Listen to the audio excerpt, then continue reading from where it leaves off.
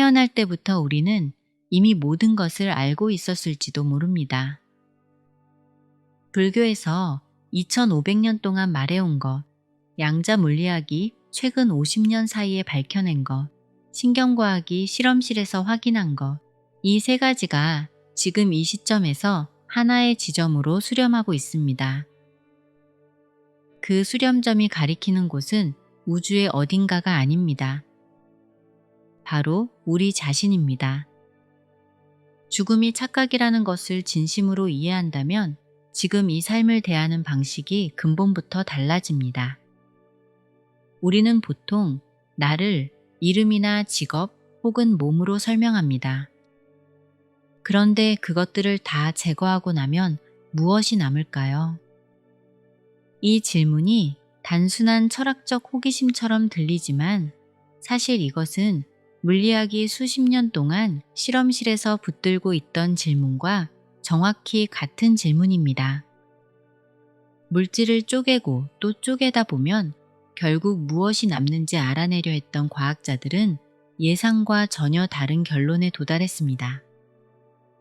양자역학의 기초를 세운 막스 플랑크는 물질을 가장 작은 단위까지 분해했을 때 그 안에 입자 같은 고체가 있는 게 아니라는 사실을 발견했습니다.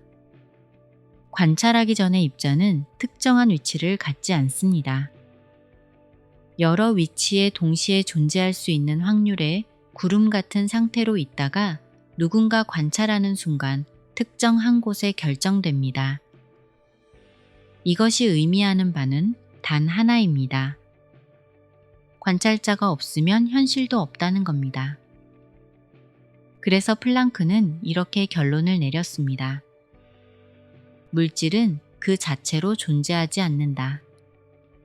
우리 경험의 토대에 있는 것은 오직 의식적인 마음뿐이다. 이 말이 처음 나왔을 때 많은 과학자들이 불편해했습니다. 과학은 객관적이고 측정 가능한 것을 다루는 분야인데 의식이라는 주관적인 요소가 물질의 존재 자체를 결정한다는 주장이 쉽게 받아들여질 리 없었습니다.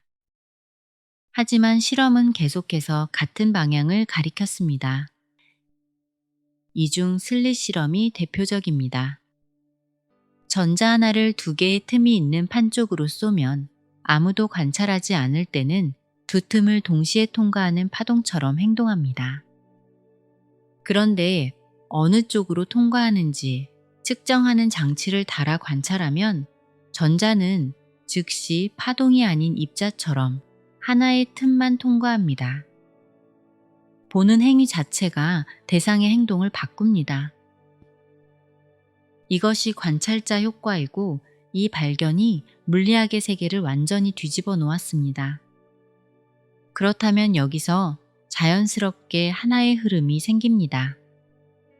만약 의식이 물질의 존재 방식을 결정한다면 우리가 세상을 바라보는 방식 자체가 우리가 경험하는 현실을 만들어내고 있다는 뜻이 됩니다. 이것이 철학적 해석이 아니라 물리학적 논리입니다. 이 지점에서 덴마크의 물리학자 닐스 보어의 이야기를 꺼내보겠습니다. 보어는 수소 원자가 빛을 방출할 때 모든 색이 아니라 아주 특정한 파장의 빛만 방출한다는 사실을 발견했습니다. 이를 방출 스펙트럼이라고 합니다. 반대로 수소가 빛을 흡수할 때는 방출했던 바로 그 파장에서 검은 선이 생깁니다. 빛나는 것과 흡수하는 것이 정확히 서로의 거울인 겁니다. 그리고 이 패턴은 수소에만 적용되는 것이 아닙니다. 모든 원소는 자신만의 고유한 빛의 지문을 가지고 있고 그 지문은 우주 어느 곳에서도 절대 반복되지 않습니다. 여기서 한 가지 흥미로운 사실이 연결됩니다. 우리 몸은 탄소, 질소, 산소, 수소, 황 같은 원소들의 조합으로 이루어져 있습니다. 그리고 그 원소들의 조합 방식은 우리의 DNA 구조를 통해 결정됩니다. DNA는 아데닌, 티민, 구아닌, 시토신이라는 4가지 염기가 육각형과 오각형의 기하학 구조로 연결된 이진 코드입니다. 컴퓨터 언어처럼 정보를 담고 있으면서 스스로를 수정하고 환경에 반응하는 자기 조직적 코드입니다. 그리고 이 DNA 조합은 역사상 단 한 번도 완전히 동일하게 반복된 적이 없습니다. 지금 이 지구에 살고 있는 80억 명 중에도 과거 수만 년 동안 살다 간 모든 사람 중에도 앞으로 태어날 미래의 인류 중에도 우리와 정확히 같은 빛의 패턴을 가진 사람은 없습니다. 이것이 우리 각자가 우주에서 단 하나뿐인 존재라는 것의 물리적 의미입니다. 그런데 빛의 논리를 조금 더 따라가 보겠습니다. 우리가 어떤 물체를 볼 때 그 물체가 가진 색은 사실 반사된 빛의 색입니다. 빨간 사과는 빨간 파장을 반사하고 나머지는 흡수합니다. 다시 말해, 우리 눈에 보이는 색은 그 물체가 거부한 색이고 흡수된 색이 그 물체의 진짜 색이라는 논리가 성립합니다. 이 원리를 우리 자신에게 적용해 보면 아주 흥미로운 결론이 나옵니다. 우리가 나라고 인식하는 이 존재는 우주 전체로부터 반사된 부분이고 나 밖에 있다고 느끼는 모든 것, 즉 우주라고 부르는 것은 우리가 흡수한 부분의 반영입니다. 바깥 세계는 우리와 분리된 외부가 아니라 우리 자신의 또 다른 면입니다. 불교 철학에서는 이것을 상호 의존적 연기라고 부릅니다. 어떤 것도 홀로 독립적으로 존재하지 않고 모든 것은 서로를 조건으로 존재한다는 뜻입니다. 밝음은 어둠이 있어야 정이 되고 위는 아래가 있어야 존재하며 나라는 존재는 나 아닌 것과의 관계 속에서만 정의됩니다. 이 말이 단순한 철학적 위안처럼 들릴 수 있지만 이것이 실제로 우리 삶의 작동 방식과 깊이 연결되어 있습니다. 만약 그 연결이 실제한다면 우주가 스스로를 경험하는 방식은 무엇일까요? 철학자이자 수학자인 고트프리트 라이프니츠는 우주 전체를 서로 다른 관점을 가진 수많은 단위들의 집합으로 봤습니다. 그 각각의 단위는 우주 전체를 자신만의 고유한 각도에서 반영하는 거울이라고 했습니다. 같은 맥락에서 우리 각자는 우주가 자기 자신을 경험하기 위해 만든 하나의 고유한 창입니다. 무한한 가능성을 가진 존재가 시간, 공간, 몸이라는 틀 안에 스스로를 집어넣어 기쁨과 고통, 사랑과 상실 같은 아주 섬세한 경험들을 직접 살아내는 겁니다. 이 프레임에서 보면 우리의 삶은 우주에 의해 일방적으로 주어진 것이 아닙니다. 우주가 우리를 통해 스스로를 경험하는 과정이고 우리는 그 경험의 주체입니다. 레오나르도 다빈치는 이런 말을 남겼습니다. 예술의 과학을 배우고 과학의 예술을 배워라. 모든 것이 다른 모든 것과 연결되어 있음을 깨달아라. 다빈치가 천재로 불리는 이유는 수학과 해부학과 회화를 각각 잘했기 때문이 아닙니다. 그것들 사이에 흐르는 하나의 원리를 봤기 때문입니다. 그 원리가 바로 연결이고 우리가 오늘 이야기하는 것의 핵심이기도 합니다.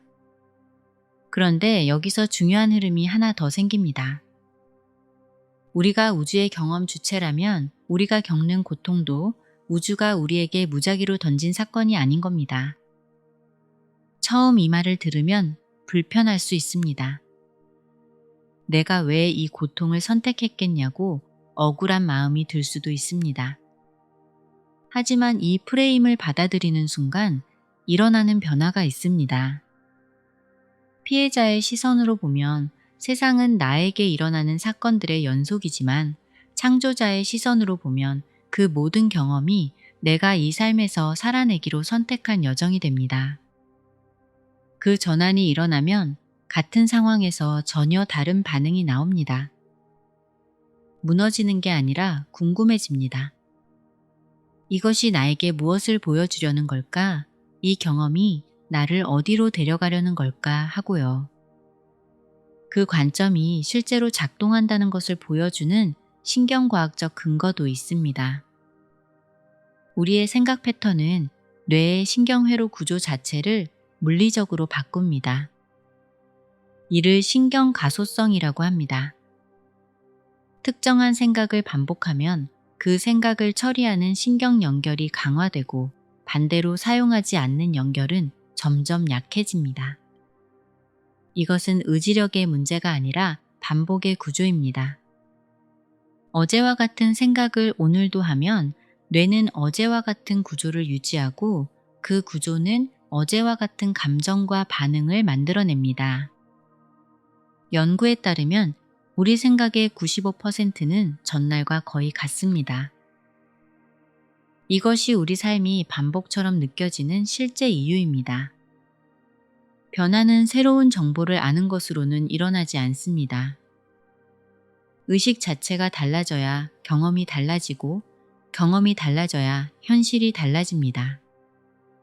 그렇다면 의식을 바꾸는 첫 번째 문은 어디서 열리는 걸까요? 그것이 바로 자기 자신을 관찰하는 능력입니다. 어린아이들도 누군가 자신을 지켜보고 있다는 것을 알면 행동이 달라집니다. 우리 내면도 마찬가지입니다. 관찰되지 않는 내면은 습관적인 패턴대로 움직이지만 그것을 바라보는 순간 패턴은 흔들리기 시작합니다. 그런데 이 관찰이 가장 어려운 순간이 있습니다. 바로 감정적으로 가장 격렬하게 반응하고 싶은 그 순간입니다.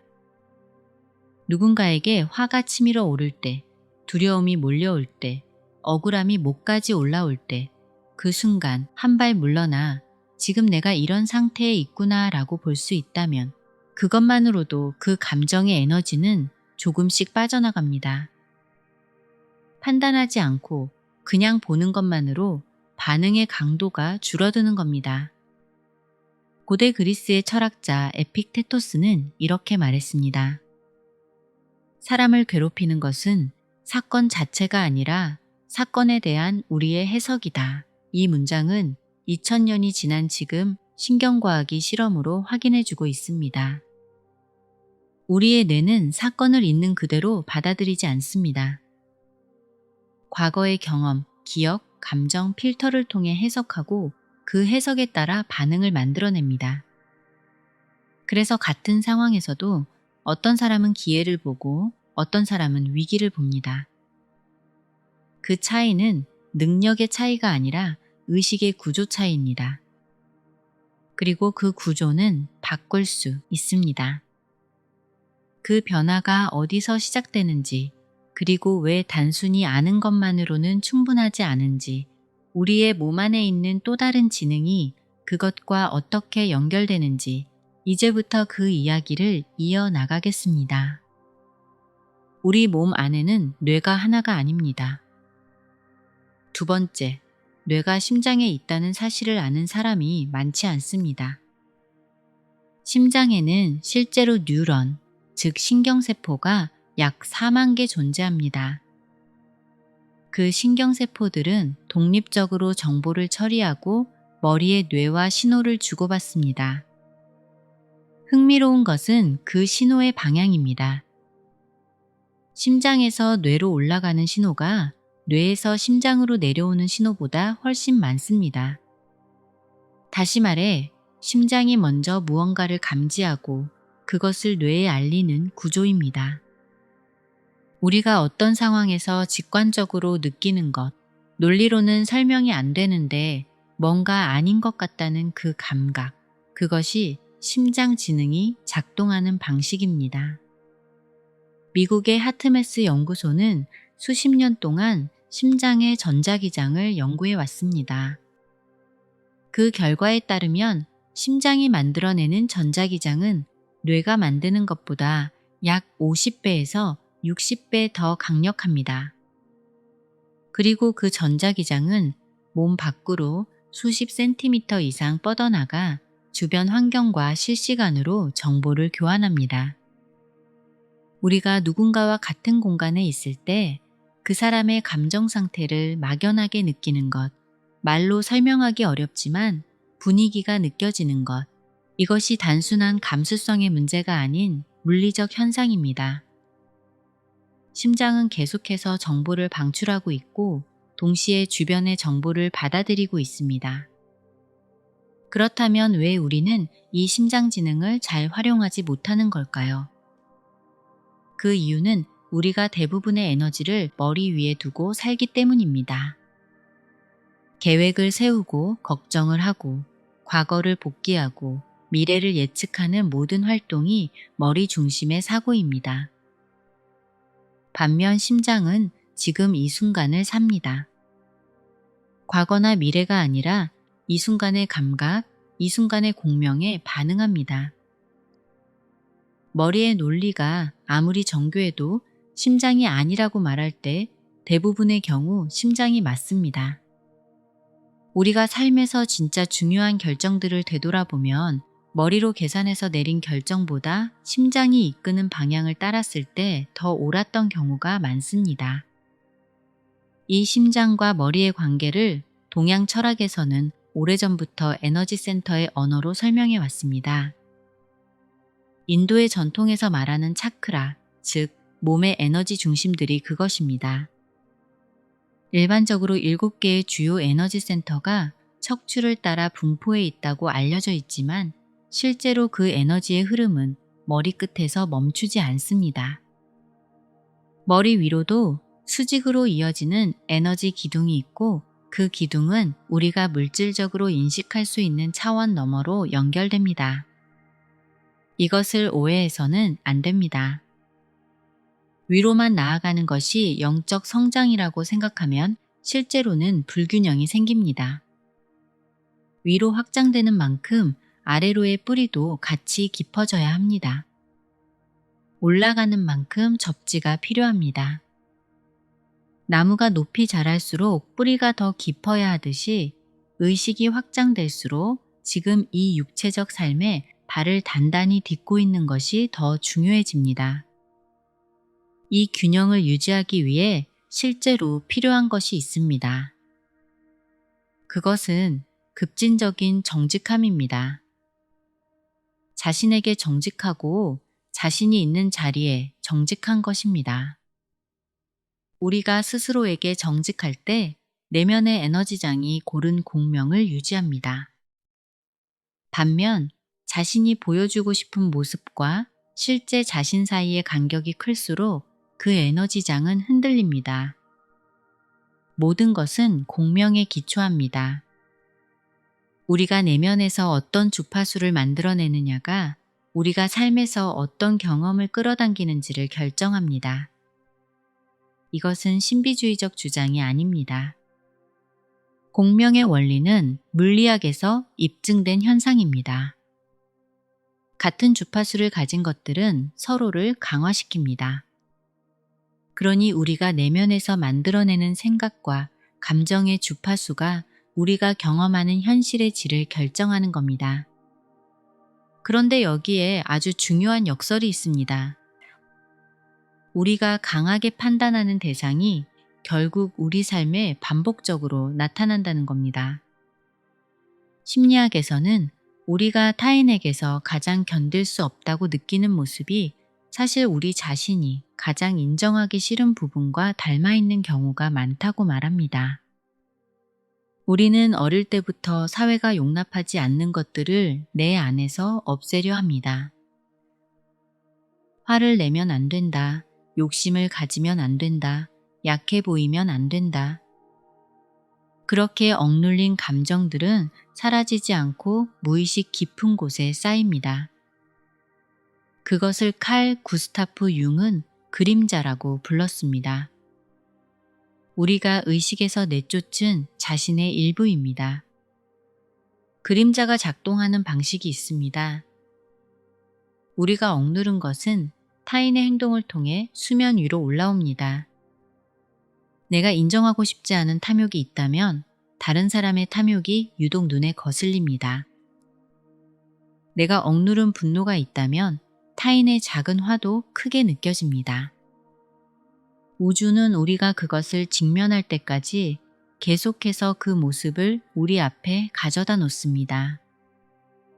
반복되는 관계 문제, 반복되는 갈등 패턴의 실제 구조가 이것입니다. 그 패턴이 보이는 순간 우리는 비로소 그것을 바꿀 수 있는 위치에 서게 됩니다. 그 위치에 서는 것이 어떤 느낌인지 아주 명확한 비유가 있습니다. 자각몽입니다.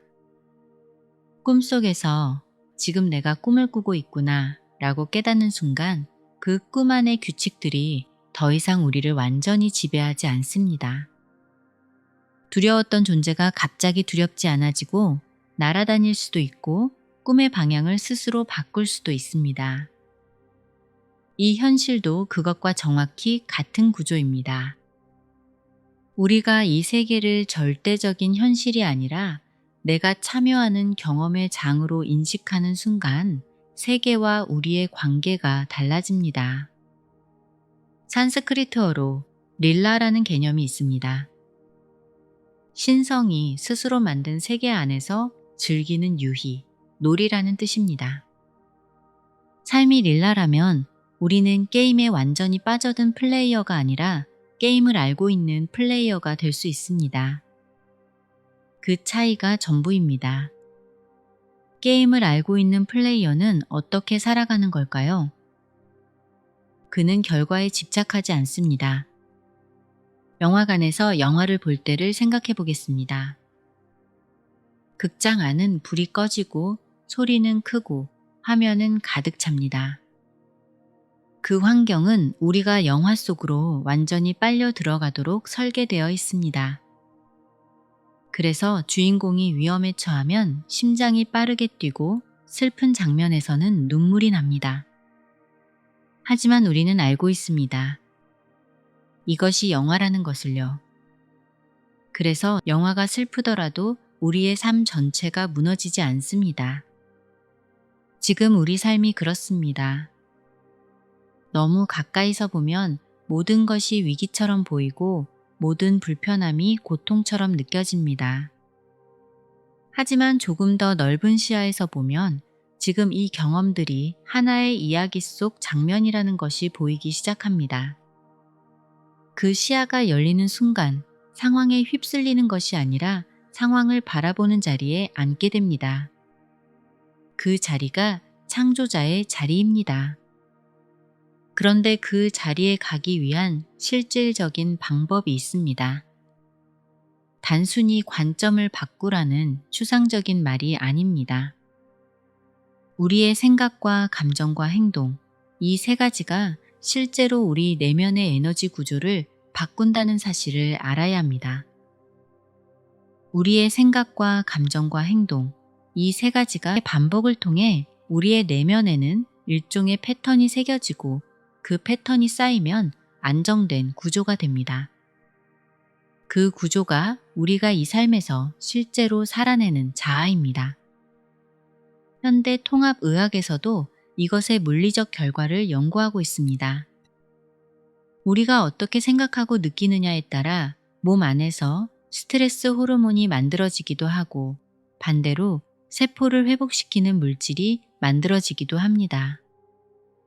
생각이 화학 물질을 만드는 겁니다. 그리고 그 화학 물질이 몸의 상태를 결정합니다.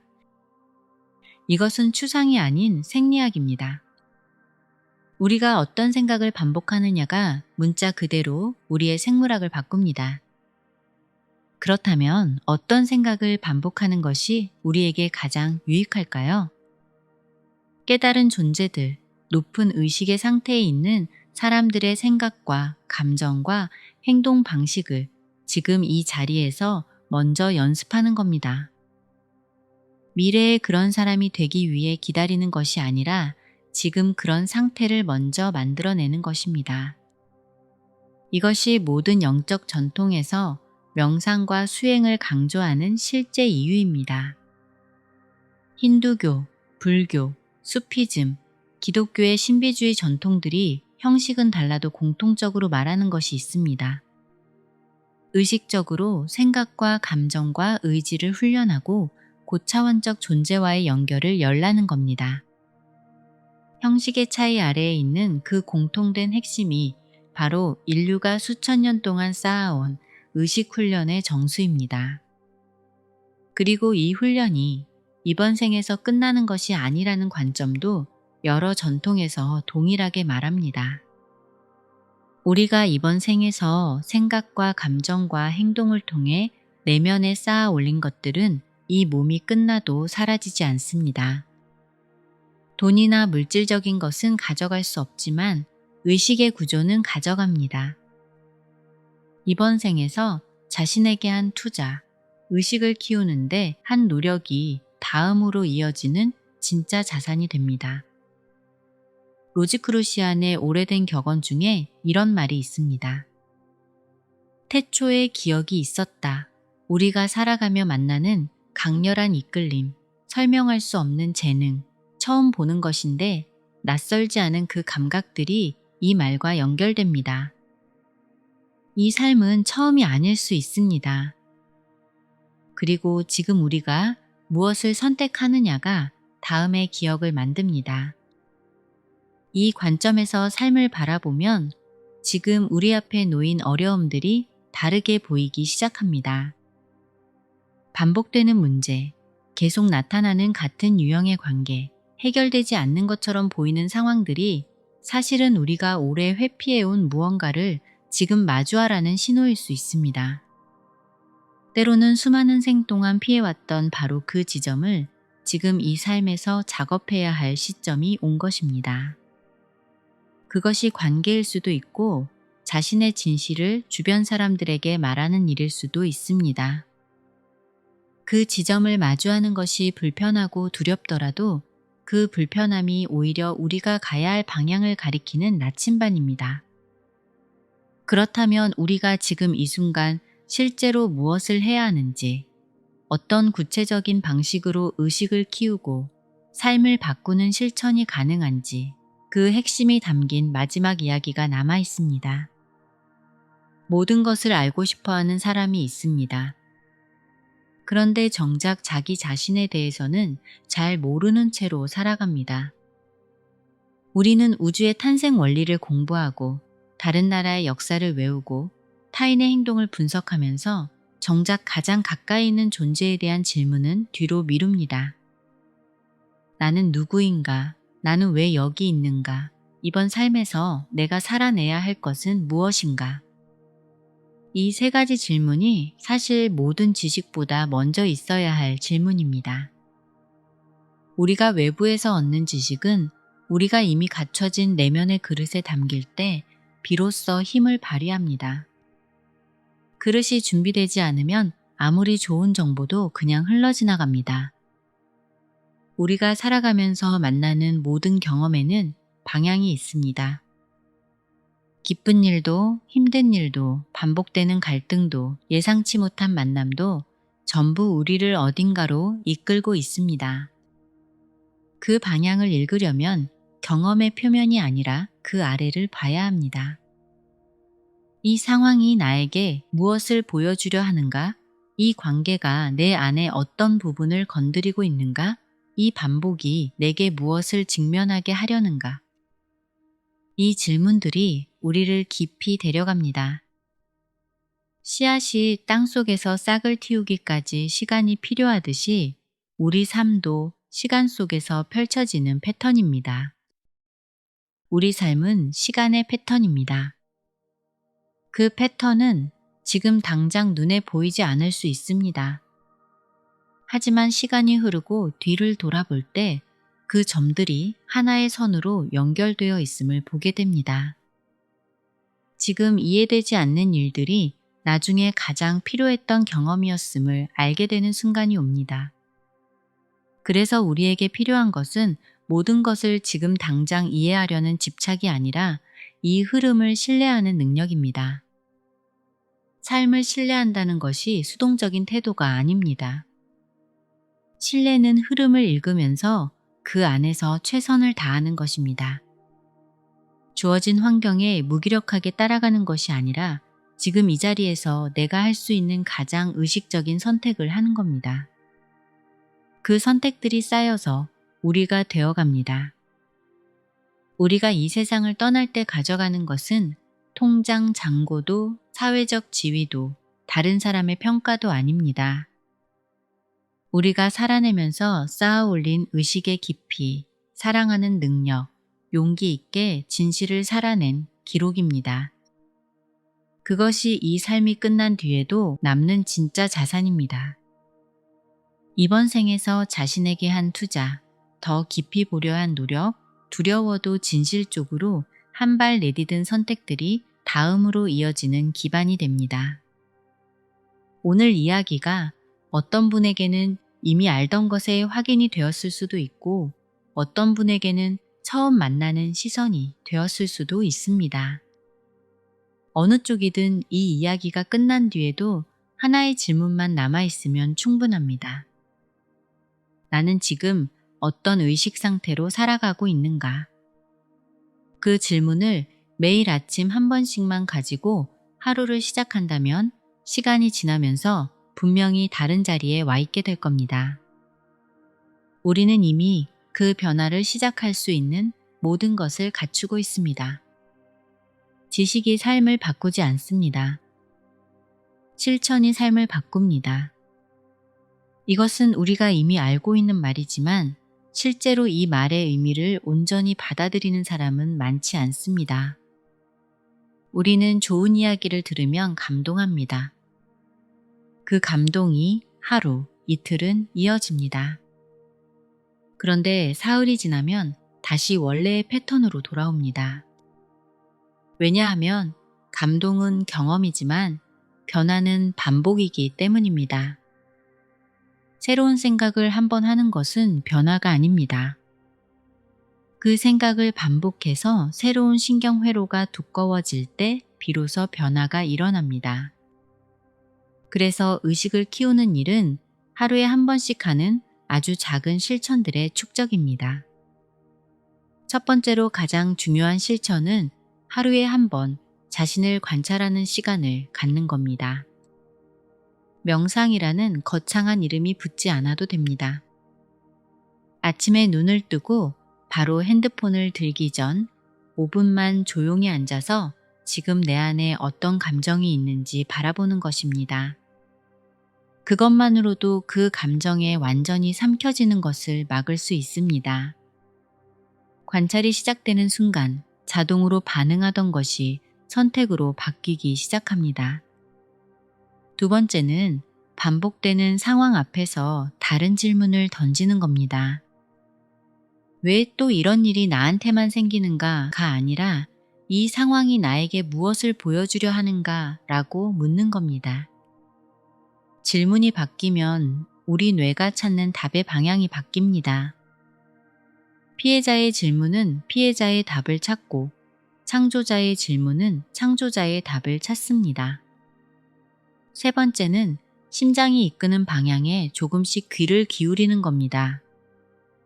논리로는 설명이 안 되는데 왠지 이 방향이 맞는 것 같다는 감각, 아무 이유 없이 끌리는 것들, 오래전부터 하고 싶었지만 미뤄왔던 것들.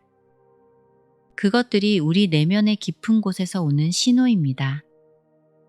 그 신호를 완전히 무시하고 살아온 시간이 길수록 다시 그 감각을 회복하는데 시간이 걸립니다. 하지만 포기하지 않고 조금씩 따라가다 보면 그 방향이 우리를 가장 진짜다운 삶으로 데려갑니다.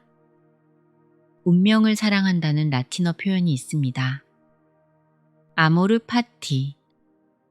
철학자 니체가 즐겨 쓴 말입니다. 자신의 운명을 저항하지 않고 온전히 받아들이고 더 나아가 사랑하라는 뜻입니다. 이것이 체념이나 포기가 아닙니다. 내 삶에 일어나는 모든 것이 나를 더 깊이 데려가는 과정임을 신뢰하는 태도입니다. 그 신뢰가 있을 때 우리는 상황에 저항하면서 에너지를 소진하는 것이 아니라 그 상황 속에서 무엇을 만들어낼 수 있는지로 에너지를 씁니다. 그것이 피해자와 창조자의 가장 실질적인 차이입니다. 오늘 이야기가 하나의 시작이 되길 바랍니다. 완벽하게 달라질 필요 없습니다. 오늘 하루 감정이 올라오는 순간 한 박자 멈추는 것 하나만 해보는 겁니다.